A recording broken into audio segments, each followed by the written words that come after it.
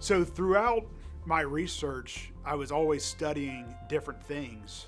One study I did is chartered financial analyst. So I am a chartered financial analyst. It's part of the Chartered Financial Analyst Institute. The CFA, as we call it, is the most intensive, highest regarded designation in finance. It is an international designation that is the top level for portfolio managers especially, but really anyone who is very involved in finance. If you look at hedge fund managers or mutual fund managers, you'll see there's a lot of CFAs out there doing this very high level finance work.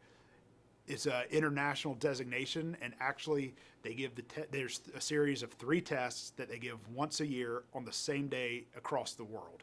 So you can imagine how stressful that is, especially when you know the overall pass rate is like 8% to get through all 3 tests. So it's it's a very difficult thing, and I undertook it because I do have that passion for learning, but also investing.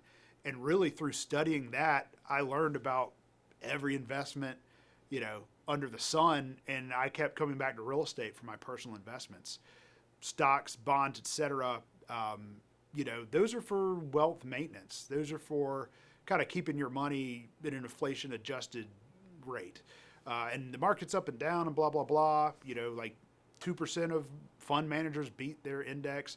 There's a lot of reasons why I decided that, hey, that's not really a vehicle for me to, either grow wealth or generate income.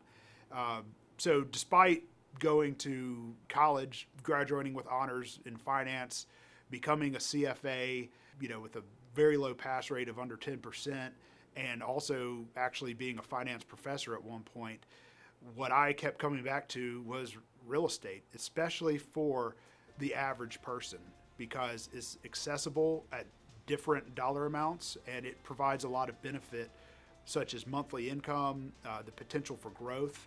It's leverageable, meaning you don't have to buy it all with your own money. You can borrow money to do it, and it's got tax advantages too.